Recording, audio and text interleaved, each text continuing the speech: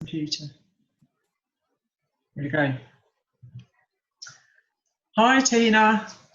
Hiya, Wendy. Hi. Right. Hi, everybody. I've got Tina here, Tina Wilson, cognitive hypnotherapist, and I've brought Tina along here to talk about managing your feelings and negative thinking during lockdown. So I don't know if you want to start, Tina, by just sort of explaining how you got into hypnotherapy and a bit about you. Yeah, absolutely. Yeah. So I've been a cognitive hypnotherapist now for 3.5, 4 years. And I got into it sort of by chance, really. I've always been interested in how the mind works from quite a young age, and I did psychology at college and things like that. So I've always been interested in how we tick. And from college I went into nursing, qualified as a nurse, and then eventually went on to work in social services as well. So I've always been in sort of people working, connected jobs. As I've got older, I've felt a real inclination to be more in control of my sort of day-to-day life and do something more that really sort of zoned into my interests and what I wanted to do. And I had some time off work, actually because of anxiety due to a situation at work. So I had 3 months off. And whereas life normally rolls away with you and you're just busy running from place to place, doing your job, keeping your home going, cooking meals and stuff like that, it sort of gave me a bit of space, a bit of headspace to think, like, I'm really not happy what I'm doing at the moment. I really feel there's another way that I can feel much more fulfilled with what I do. So I started researching and knew I wanted to do something, again, working with people, perhaps supporting, helping them in some way, and came across various courses which I was looking into, and one of them was a hypnotherapy course. And when you just like read something and you just feel inspired by it, and it's just that moment of sort of excitement of, wow, okay, this could be something for me. It just seems to match exactly what you're after. So went for an interview and sat in on the course that was running at that time, just in the back for about an hour, and it was just like, wow, this is so interesting. So it just absolutely caught me up, and I thought, right, this is what I want to do. Excellent. So it's great. So I did the course part-time while I was still working. So it's going up to London a lot of weekends, and it's hard work. It was quite hard work and expensive, staying up there and everything, but I just absolutely loved it. And I knew I'd have to stay in my job for a bit, because obviously, being a little naive, you sort of think, oh, I'm gonna qualify and I'm gonna start my own business and all of people will come to me and it's gonna be amazing. Doesn't quite work like that, as you know, I'm sure, Wendy. Lots of hard work. It is lots of hard work, and you may have the knowledge to help the clients, but it's a business as well, so there's huge amounts to learn about running a business successfully. So I was still in my job, and I left my job about 18 months ago now to actually do my business full time. And best thing I've ever done. I just absolutely love it. Love working with clients, love helping and supporting them to get to a better place for them. Letting go of the things that can really hold you back in life, anxiety and low mood and things that have gone on for people that they're holding on to. So so that's how I got into it, and wonderful, love it. No, your passion for it like shines through, and I think good. It's you've got to be passionate about these kind of complementary therapies and things, haven't you, to be able to make a real go of them, because like I say, you're not doing it for the money, like a mega paycheck, but you're doing it really to help people. So I really relate to that. No, you really got and it's lovely getting out of bed each day and being excited about what you're going to be doing each day. That's a massive bonus. So which my other job was not giving me. So And it's life changing for people. You change people's lives, don't you? And that's it's wonderful. It is seeing people come in and how they are when you start working with them, and then how they are when you finish, and they can just go and get on with their lives and forget all that stuff and be who they really are. I think a lot of stuff that we have sort of clouds our personality doesn't let us shine through and be our potential, true self. So by helping people to get rid of things like anxiety, they can then, go and live the life they should have lived, really. So it's great. Well, I had some sessions with you, and I found it really helpful. It just sort of gives you that time and somebody else to, you stop and think about things that you don't think that have affected you, or you just it's surprising. I was I found it really useful, hypnotherapy, really good. So that's good. That's good. Thank you for that. Yeah, no, it's I think with hypnotherapy particularly as well, for me, from my perspective, it's really good because you are working with those unconscious processes that are going on as well. So it's not only the thinking part of the brain that we're all aware of, that conscious part, it's also about the patterns and things that are running in the background that we're not always so aware of, or they might jump out and we're aware of them for a period of time, but they can have huge influence on us. So to be able to use the hypnotherapy side of the therapy to help with that as well is huge bonus. It's and can make very quick changes for people. So I think I like it because it helps people move forward. You sort of, I find a lot of other talking therapies and things, they're very much people dwelling on the past, revisiting the same things over and over again. And I know you do revisit past events in hypnotherapy, but I found it very much a way of being able to accept that and move on. Yes. In a much more positive way to other therapies. I think all therapies have their place, but I think you're right. I think when you're dealing with things that are in the past, if you go over them too much through talking through them time and time again, which some talking therapies are about, you're sort of concreting or re-establish them into the brain even stronger. So it's actually about working with the brain to loosen up the thoughts or feelings or behaviours that are attached to a memory. And with hypnotherapy, you're only going to the memory or the old patterning to make changes so that the brain can let go, loosen them up, move on. So that's the only reason you're going there, is to make a change rather than to go there to pull it apart and analyse it. So isn't always helpful. So well, everyone's different, aren't they? Everyone needs something different. Absolutely. Right person, at the right time. It works for them. So no, it's good. So how are you going to help us manage our feelings and negative thoughts then? Okay. Well, as I say, how many weeks are we now? What, 7 weeks? It must be at least 7 weeks. Seems like. This is week 7. Week 7. Week 7 into lockdown. So I think, I know myself, startled rabbit in the headlights type of feeling when all this first started. Oh my goodness, very unexpected. I know it was bubbling in the background for a long time when it was spoken about on the news, but it's still quite a shock when it arrives, it's actually happening to you, and all the fears that came with that, not only for us, but personally, but for family, friends, people around us that we care about, and our communities really as well. So I know for me, those first couple of weeks were hard. Your life is changed. You can't go about as you would normally go about. Your family can't go about, and you can't see them in the same way. You have worries for those that are more vulnerable. It changes everything. I mean, the stress of it all, hearing it on the news. I know for me, about the first 10 days, I was addicted to the news. And I know, with what I know, that isn't necessarily a great thing. But so for the want of information of what is going on, so you can, I think it's trying to gain that sense of control. The more information you've got, you can weigh it up and figure it out for yourself. And I'm a person who likes information, definitely. So for me, I was quite addicted to the news. And then after about a week or so, I started thinking, I'm not sure this is actually doing me any favors whatsoever.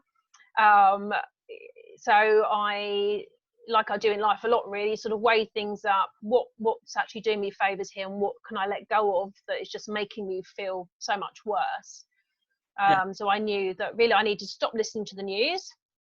I've got an app on my phone, so look at the app maybe once a day, just so I feel up to date with things. But otherwise, start to focus in on what is my little world now, really, which is obviously home and my garden, and the people that I'm sharing the house with, really, and try and focus in that a lot more. So I think it was a tricky time, and you're not sleeping so well because of, you know, the stress makes your brain tick over. So if you're feeling tired, stressed, you know, news before you go to bed, that's not a good idea, is it? Absolutely. 10 o'clock news comes on, you know. Yeah, exactly. So it's not a healthy place to be, really. But I think it's also about just allowing yourself to get in a place where you can start to make those changes. And we are all so different that we should never compare ourselves to anybody else, and think, oh, they're managing this, I'm not managing it so well, or vice versa, because we're all so different, and we've just got to concentrate on ourselves and get ourselves to the best place that we can. So yeah, it was a tricky time that first week or so, for sure. I know I was majorly impacted. I'm sure most people were, emotionally, and then you start to find a bit of flow with how your day pans out, really. And I think in a routine.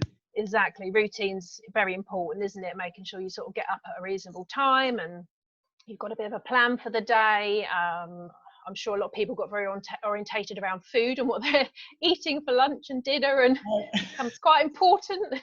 Everyone's comfort eating at the moment, I think. Well, it seems to be one extreme or the other. There seems to be people that are sort of just focusing on the food, and other people that are exercising to the absolute, you know, they're up doing the old Joe Wicks, and they're doing this and they're doing that. I mean, my daughter has done she's a bit of she loves her exercise anyway, but she's overdone it now. And I think there are definitely people like that have overdone it. She's like, right, I'm going to get super fit in this time. So now her knee's swollen, and she's got a pain in her foot, and she can't run, and she can't cycle. So it's just like that, isn't it? What we find, you know, each person to their own, we find our thing to focus on. I guess it's trying to make sure you don't take it to extremes, really. So get into your routine. I think for me, when I'm learning to deal with a challenging situation, it's always about figuring out what can I control, what can't I control. There's always going to be things in life that you can't control. They're just happening, and you've almost got to look to try and detach yourself from as much of that as you can, I think, and focus on the things that you can control. And some of that may be, what am I having for dinner? You know, what am I doing in the garden? Focusing on the here and now stuff that's around you, to just gain that slight feeling of, I have some control here, and letting go, coming away from the things that you can feel don't make you feel so good, those things that you focus on.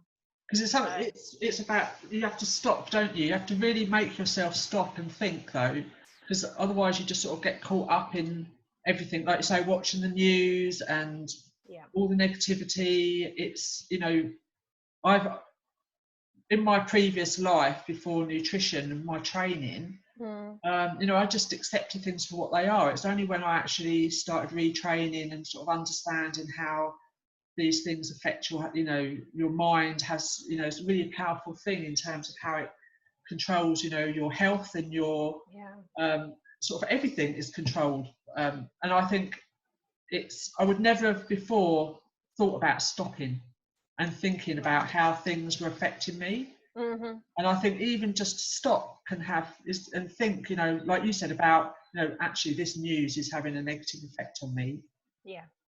And I think a lot of people, they're just on a hamster wheel. They just keep going, and they're just like, it's like, hold on, just stop. What is, you know, what am I doing?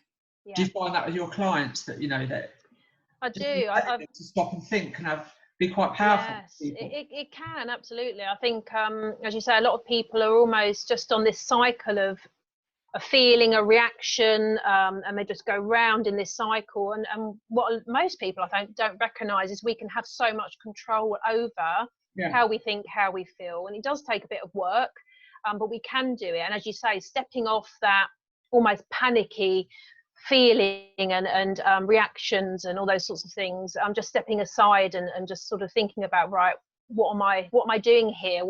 How's this working for me? How can I do this different? And I think it's quite a revelation to a lot of people that come in my room when you're working with anxiety, that they have so much control. Sometimes it's little tiny techniques that can help to gain that control that everybody craves, really. Everybody wants to feel more in control of things. So it's about controlling your internal state we can't always do much with the external state and what's going on around us, the environment, other people, but how we react to things. It's almost this thing of, you know, it's not about what happens to us in life, it's how we deal with it. That's the thing that matters. And yeah, we're always going to have challenges. You know, we've got this challenge at the moment, and we're going to have other challenges in life because they crop up on a regular basis generally. So it's learning to understand ourselves and how we tick, and triggers that set us off into feeling in moods that aren't helpful to us, and starting to just, yeah, as you say, just figure out what's going on for us really, and learning to understand and get to know ourselves a bit more. And our internal state can make a big difference. Yeah, and I guess a lot of people have got quite a lot of extra time on their hands, you know, if they're not working, that it's easy to use that in a negative way, but it's trying to, like say, stop and think about how these things are affecting you. So yeah, it can go one way or the other, can't it? You can let it all churn away in your head, or you can do something positive to deal with your feelings. Absolutely, and, absolutely. To cope with it. Yeah, no, definitely. As you say, time can be a blessing, or, you know, can be something that sort of goes against us depending on how we use it really. And I think it can be hard to recognise until you actually start, and sometimes you might need support with that from a therapist, counsellor, or somebody to really recognise, you know, we sort of get so caught up in ourselves and how we work that we can't see the wood for the trees really, and sometimes you need someone to work with you to pull it all apart. But we can do a lot of work on ourselves as well, and yeah, just start to be more just aware really, and awareness, and that's what I say to all my clients: start to have awareness of what's coming in your head, how that impacts you, and how that makes you feel, what behaviors that creates, and you can start then to start pulling all of that apart a little bit and making it something different, and starting to have control of our own reactions to things. So have you got any tips on, you know, if people are recognizing that that their mood's not great and that they are got anxiety and things, yeah, if they've got that recognition, they stop, have you got any like tips on what they do with that, you know, and that's that information that comes out of their head, you know, what do they do with that? How do they do it? I mean, the same way really as we're dealing with the let go of the things you can't control and focus on the things you can. So it's a similar thing with what goes on internally for us really. So the things that crop up that aren't helpful to us, perhaps make us feel bad, or make us feel panicky about things. It's about almost seeing that part of what's going on for us as a separate part to us. So it's my panicky part. So if you can separate it out into something that's separate from you as an individual, that can be quite helpful. Okay. So it's almost saying, that's my panicky part coming into play, and this is what it's telling me. And if I sit and really think about that, I know that it's not as bad as it feels it is. Okay. And you can almost have a conversation with it, reassure it. You know, this is what I talk to my clients about doing. It does work. You know, I know you're feeling panicky at the moment, and I understand the reasons why, but we're going to do something different so I can distract you from it. I'm going to go and mow the lawn, whatever it is. Okay. So it's acknowledging it, but it's not ruminating on it, because I think a lot of people, they start ruminating on it, it grow bigger and bigger and bigger. But you can actually start to control and manage thoughts and feelings that come into you that aren't very helpful by that way really. And it's quite good just to separate it out from you, so that the you that's you can feel in control. This is just a feeling that's happening to you. So recognize it, but don't really react to it. Yeah, just try, and it'll be hard to start with. It's hard. You know, it's not going to be something you can just switch off straight away. It takes practice, like all things really. It takes practice. These are old patterns that we probably learned in our childhood at somewhere, either because of things we experienced or people around us that we've learned, oh, that's the way it's done, so this is the way I'm going to do it. It's all unconscious. So it does take a bit of work, but it can start to shift things quite quickly if you start to use distraction is a good technique, and just acknowledge it, but don't get focused on it. Just do something to pull yourself away from the feeling or the thought. And it can start to change things. So it's yeah, that can be quite helpful. And I suppose, you know, from your perspective, I was going to say that sort of by helping our body to get into a more relaxed state, that impacts on our body and how our body functions. You know, when we're in an alert state, we've got the adrenaline coming out and the cortisol, and that causes all sorts of problems in the body. So it doesn't help us be the healthiest that we could, and it affects immunity as well. Obviously, we're recognizing more and more how important to have a healthy immunity is, with what's been going on. So yeah, by actually getting control of our mind, we're helping our body because it's one system. They all I speak to my clients, you know, they're like, what do I eat for this, and what can I eat for my mood or anxiety? I'm like, well, we can focus on foods, but you know, your stress has such a big impact on how you digest your food. Like you say, your sleep has, you know, everything is so interlinked, isn't it? You can't just focus on one thing. It's about doing a bit of everything. Absolutely. I mean, I know, having had conversations in the past, Wendy, that, you know, the hope is for the future that you know, health will be looked at in a much more integrated way as one system, rather than separating out into, you know, you go to this doctor for this and you go to that doctor for that and that doctor for that, and you'll have somebody that oversees the whole of your workings. And, you know, hopefully at some point in the future, it will come. That's the hope, really, isn't it? Because, you know, with the work we do, we know that's the case. You can't dismiss one area for another. They're also very important. Yeah, so linked. It's it's fascinating stuff. Yeah, it is. Yeah, so interesting, isn't it? Yeah, it is. And I think the other thing is as well is you know, having self-compassion for ourselves as well. I think, you know, the negative self-talk that can, well, what happens, I think, with all of us, really. You know, even with what I know and the training I've done, all the rest of it, you still get that negative self-talk sometimes, and it's just a constant piece of work to try and to stop that happening, really, and have self-compassion for yourself, not be overly judgmental. We can be very hard on ourselves and have expectations of, oh, you didn't do that right, and you reacted in that way, that wasn't very good, and we can load ourselves up with negative feelings. So I think it's about just, you know, seeing yourself. We're human. We're not going to get it right all the time. There's lots of things in play at the moment that will impact on our feelings.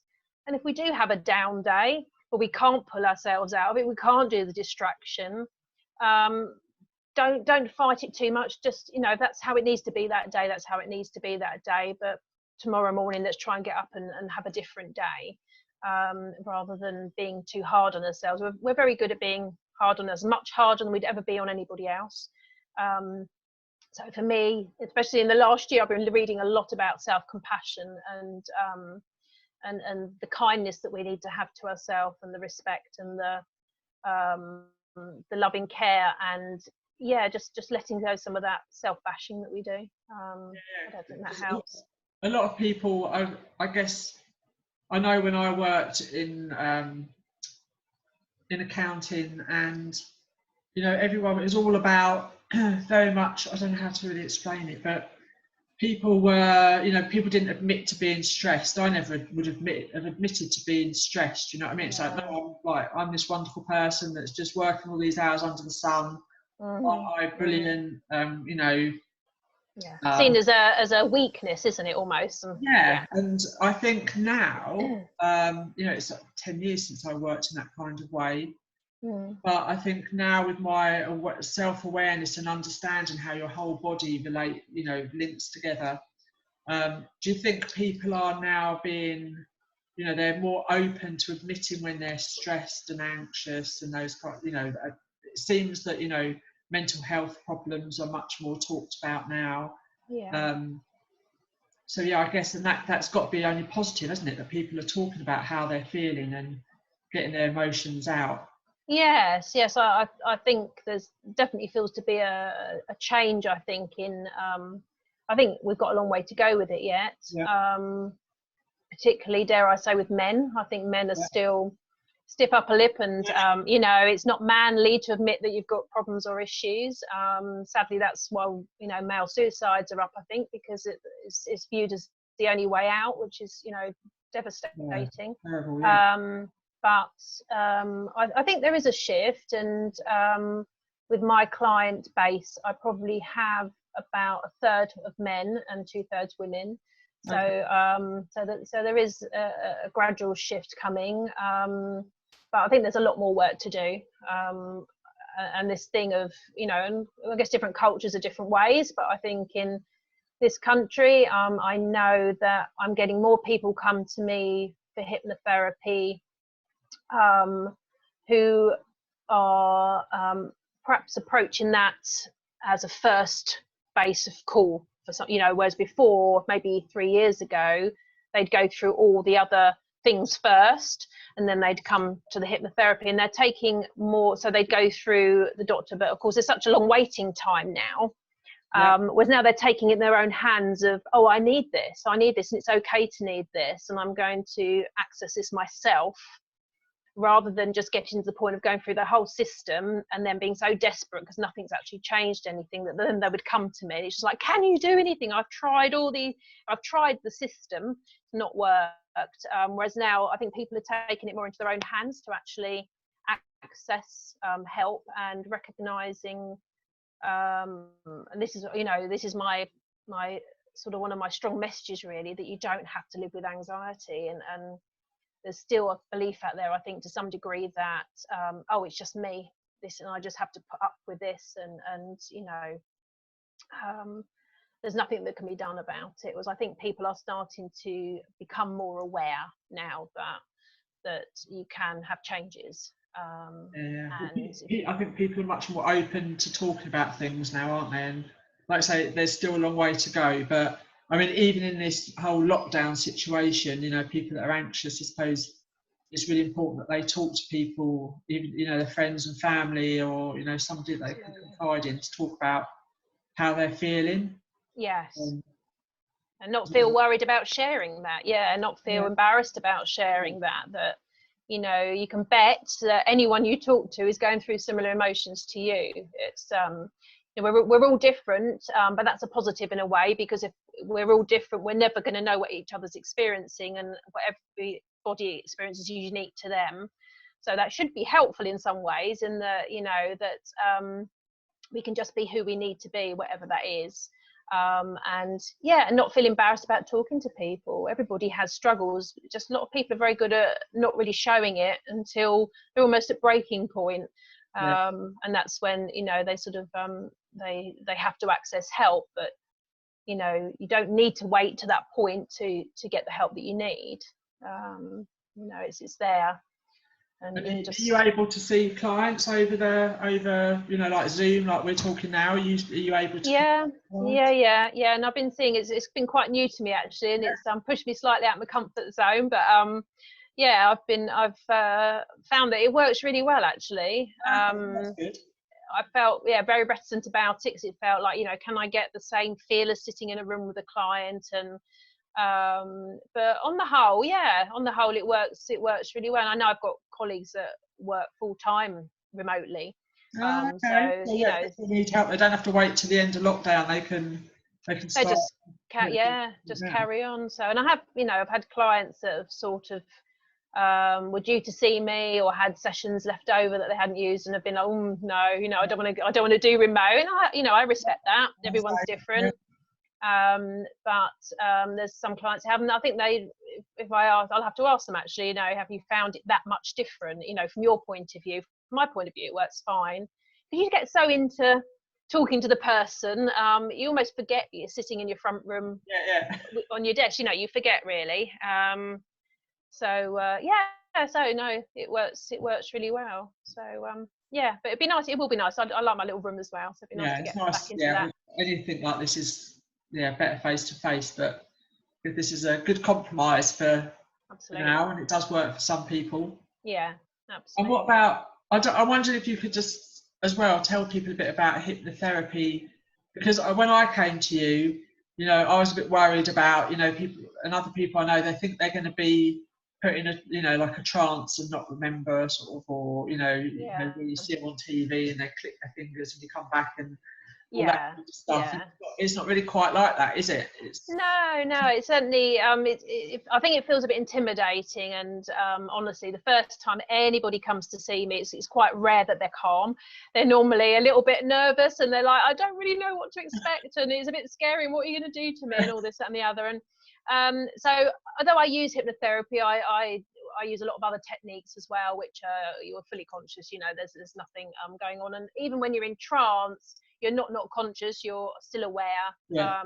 The modern hypnotherapy uses a really light trance, and it's a state we're in and out all the time. So every time you're daydreaming, you're in a trance. Every time you're driving and you're not really remembering what you're doing, and suddenly you come to because the brake lights in front of you go on and you go back into a conscious mode, you've been in a driving trance. It's where your unconscious will take over. It knows what to do. You've driven long enough, it knows exactly what it's doing, and it'll just pull you back into being conscious if you need to, because you've got to react in some way. Okay, that's a good way of explaining it. Yeah, so you're in and out of trances all the time. Every time you daydream, that is a trance of one sort or another, and that's all you have to use. You don't have to get people into a very deep trance where their awareness goes down. Sometimes it can be useful for particular clients in particular situations, but on the whole, it's literally just by closing your eyes, so you're not got stimulation from your environment coming into your brain. That's enough to put you into a trance. And when I work with people, we're often conversing, talking through, using a lot of visualization, and because of the way the unconscious works, that works brilliantly, and you can make major changes to how the brain's functioning, the unconscious, just by in that way, really. So yeah, so it's not, and most people relax once they've had a chat with me for 20 minutes or so, and they're fully in control. So I would never do anything that people feel really uncomfortable about doing. There's always several ways round, several routes you can take to help somebody. So so I'm always very up for working with the person how they need that to be. So it's quite individual, really, as well. Okay. Yeah. And you use things like tapping as well, don't you? I do. I was going to sort of go through, a couple of things that people could maybe investigate a bit more if they are struggling with their emotions and they feel they. Sorry? That'd be great. Yeah, just I think sometimes just doing the bit where you're trying to listen to what's going on and work on that. There's other ways that you can approach this as well as that, which can be really helpful. Just things like getting yourself out of the fight or flight type setup, this panic feeling that comes on, which can anxiety, all those sorts of things there when you're sort of a bit stuck in the fight or flight thing. So anything that helps calm the whole system down. And there's some really simple ways you can do it. I mean, ones we know of, meditation and yoga are great because they're breathing based. And by doing slow, long, deep breaths, we switch off the vagus nerve in its up state and bring it into a calm state. So any of those techniques are brilliant. Just literally doing breathing, what we call 7-11 breathing. So you do a breath in to the count of 7 and out to the count of 11. So the out breath is longer, and you push the breath right out to your stomach. Just by doing that, maybe 10 of those morning and evening, it's amazing how it can just bring you into this calm, wonderful state. It's just affecting your vagus nerve. It's getting it into its switched off state where it's not feeling it has to be alert and get the adrenaline going for you to do your fight or flight thing. So just simple techniques like that can be really useful.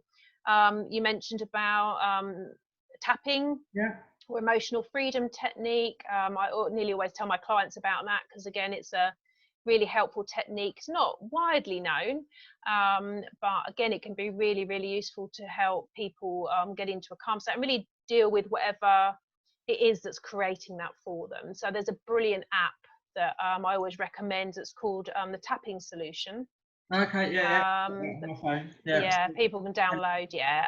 And the great thing about that is that you can subscribe, but you don't need to. There's loads of freebies on there, particularly at the moment, because they've been really generous and done some ones particularly for COVID situations. Okay. They've got extras on there, and they've freed a few up to be helpful. And it's a really simple technique.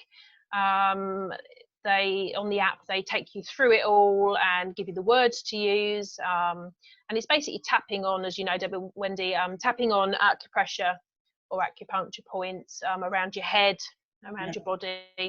And again, it sounds really weird, but a lot of my stuff that I sort of do or advocate is slightly weird, but it can have an amazing effect.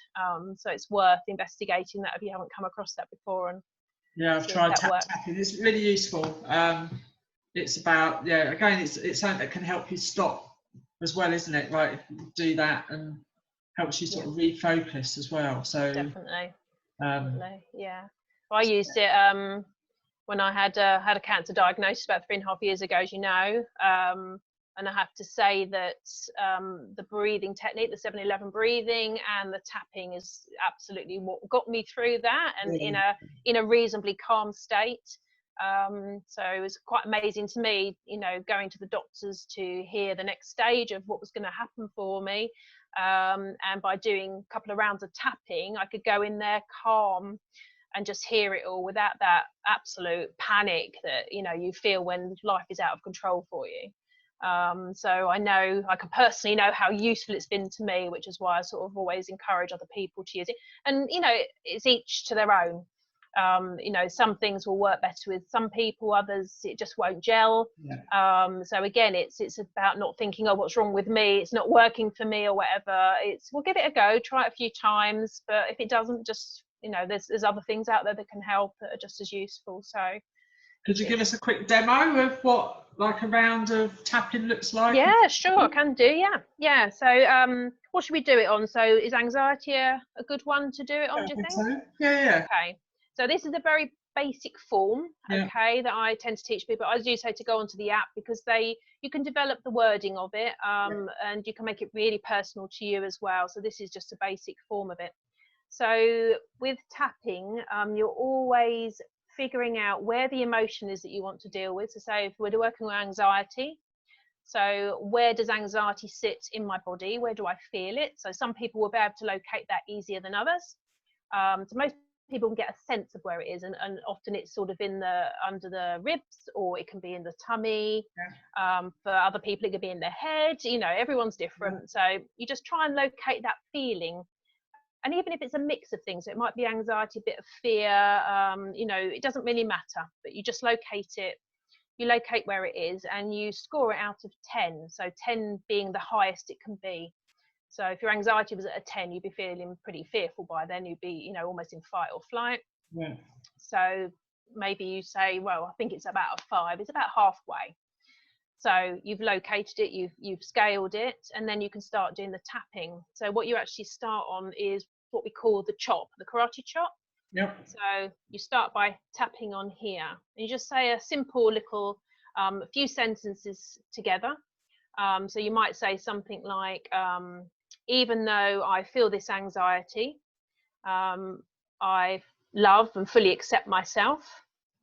And I'd really like this feeling to go now so that I can get on with my day. So that's the wording, could be as simple as that. You can chop it and change it to really personalize it to you. So I know that some people that come into me are really happy with that. I love and deeply accept myself. For other people, that is just like, I'm not there at the moment. So we end up saying, you know, I like myself and I think I'm an okay person. So it's really making it to what sits okay for you. So once you've done the tapping on here, you go through the other points and you just hone in on the feeling that you're dealing with. So this anxiety, okay? So we cut it down to that and we go through the other points. So just using 2 fingers and just tapping on the points. The first one is the very beginning of your eyebrow. So you just tap on there. And as you tap on there, just a few taps, you say this anxiety, and say it out louder in your head. Then you go to the side of your eye. So this anxiety, under your eye, this anxiety, under your nose, this anxiety. Chin, this anxiety. Right, the next point is you've got the dip here in your collarbone. You go to one side of that, so this anxiety. Then you go under your arm in line with your brass up for ladies, this anxiety, and then top of your head, this anxiety. That's one round. So what I'd normally suggest is you do the chop, then you do 2 rounds on the other points, and then you just take a nice deep breath in and then just let it go. And then just sit there for a few seconds and then just hone in on that feeling that you're working on again. So where is the anxiety? Is it in the same place? Has it changed at all? What you should find is that it should start to go down. When you first start to do it, because your brain's not used to it, it can like take a little chip off of it. So it might have been 5s, it might go down to 4.5. As you do another round, see if you can get it down to 3. The more you do it, the quicker it will come down, and it won't go up so high either.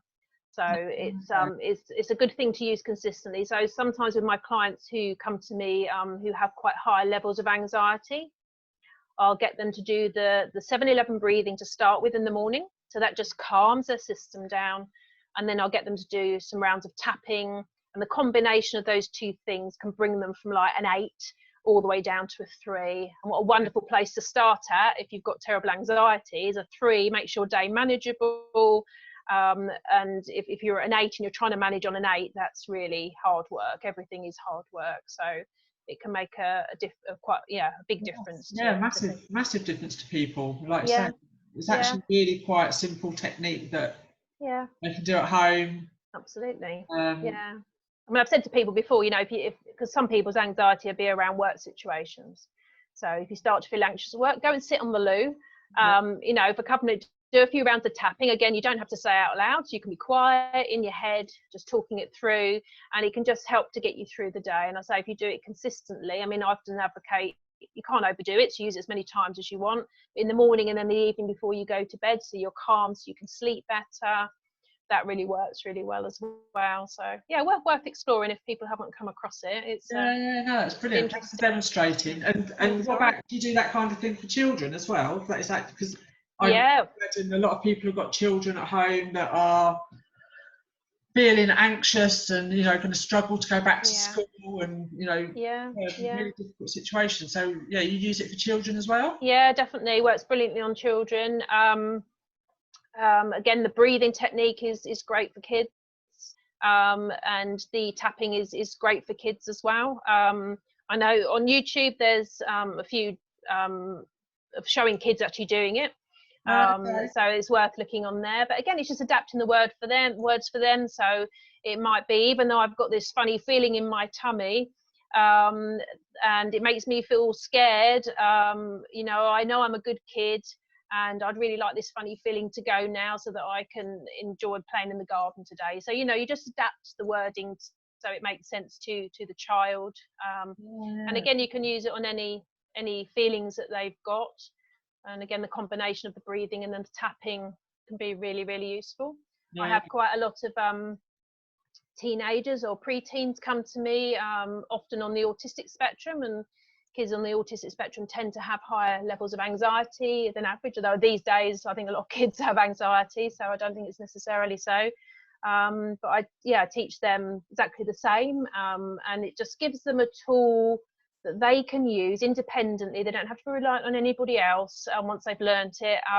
It's simple and it works, and it's just really, really, really helpful to them, I think. So it's thanks for sharing that, because I think that that's not just useful now, is it? That's useful for any situation then going through into the future. So absolutely, and if kids are less verbal and they're more creative, then you can do it a slightly different way, what we call picture tapping. You can get them to draw the emotion onto pictures. If they can't feel it in the same way, it's hard for them to do that. You get them to draw a picture of it. You get all your colours out, get them to pick whatever colours come to mind, draw the feeling, and then you just write out sort of what's the name of the picture, what colours, and describe it a little bit. So you might say, if you're tapping, so I have this picture, It's called The Funny Feeling in My Tummy, and it's red and yellow and got black blobs on it, and it's swirling around. And I'd really like it to go now so that I can, you know, enjoy my day. And then what you'll find when you've done a few rounds of that, and when you're tapping just this picture called, you know, This Funny Feeling in My Tummy, then you take that picture away, and when they've done the tapping, you get them to redraw it, and you'll find the picture changes.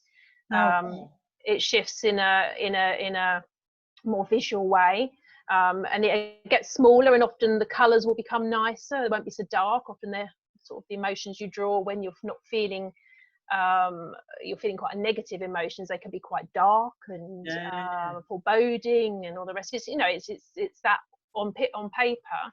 You tend to find the colours light and or other things come into it, and that's a great way with kids as well. So it can be, and again, if you look up picture tapping online and in YouTube, you'll probably get more examples of it. So it's yeah, so that's good really as well. Thank you.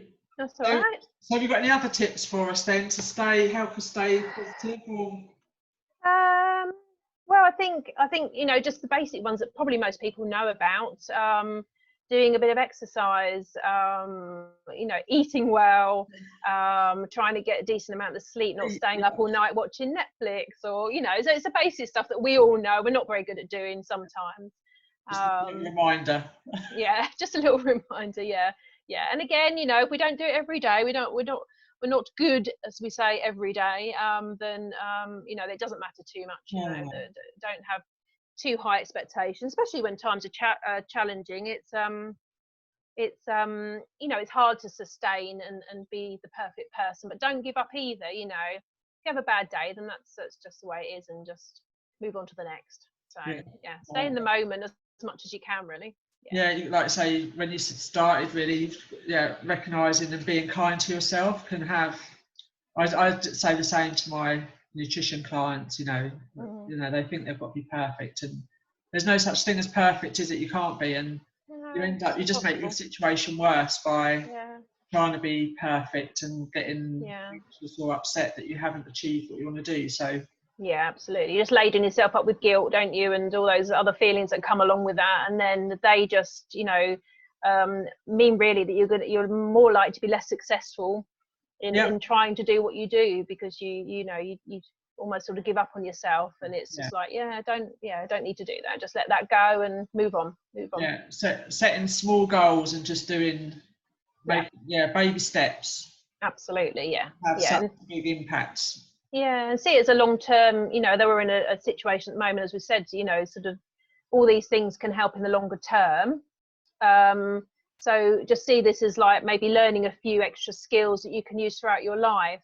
And you know, we're on a journey to do that self-development and self-progression and getting things to the best that we can for ourselves. But see that as this is a life journey. You're not ever going to get to the point where you think, oh yes, I do everything perfectly now, I'm just like the perfect human being, I get it all right. It's just never going to happen. So it's a goal none of us are ever going to meet.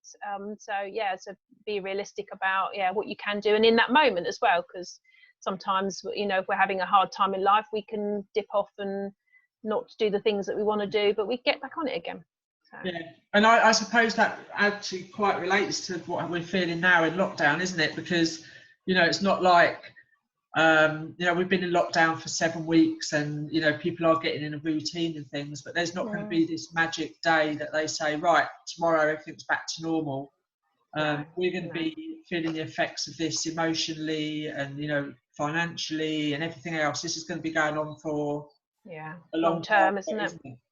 Yeah, it is. There's no quick fix to this. Even if we did go back to everything normal tomorrow, which isn't going to happen, you know, we've still got a lot to deal with as people, haven't we? Absolutely. There's a lot of change happen, as you say. It's you know, it's hard to know if and when it will go back to, or if it'll ever go back to, you know, exactly how we've known it. We don't know that at the moment. So I think learning the things that we can do to help ourselves, and you know, sort of not expecting so much of ourselves, but just learning those things that can just keep us ticking along most of the time. allowing for blips, and just taking it day by day. I think really, you know, not trying not to look too much into the future and worrying about things, because we tend to do that and a lot of it won't happen. It's, you know, it's a fabrication of our mind, which is trying to plan for us. So it's trying to do its best. Our unconscious mind is always trying to help us, but sometimes it's a bit overzealous or it gets it a little bit wrong. If we're focusing all our energies into worrying about, you know, what's coming, as I say, most of it doesn't happen anyway. It tends to turn out a bit different to how we expect it to, or we cope with it anyway. We just manage. You know, we're very resilient. So just focusing on the day that you've got ahead of you, getting the most out of it, and doing whatever it is you need to do that day, just to to keep going really. So yeah, no, it's been really interesting. So have you got anything else you want to add, or? I suppose just if people are interested in knowing a bit more about me and what I do, then I have my website. Yeah, I've got my website. You know, I'm more than happy to have a chat with people either on the phone or virtually like this. If they've got particular situations they'd like to speak to me about, that's fine. It's you know, I do free consultations, so I'm quite happy to talk to anybody if they want to contact me and learn a little bit more about what I do and if I can help them. Yeah, I'll post all your links to your website, and you're on Facebook as well. Yeah, it's got my Facebook page, and I've done quite a few videos on there to try and help people with various techniques. So I maybe go through them in a little bit more detail, like the tapping and the breathing and a few others. So if people are wanting to have a look at those, and very welcome to have a look at those as well. So. Okay then. Brilliant. Thank you very much. It's been, thank you very much, Wendy. It's interesting stuff, and I'm sure people will find it really useful. Good. So thank you very much. I hope so. Okay. Thank you. All right, thank you, and take care. And we'll hopefully see you in person in the not too distant future. Absolutely. Absolutely. Yeah. Bye, everybody. Okay, bye. Bye.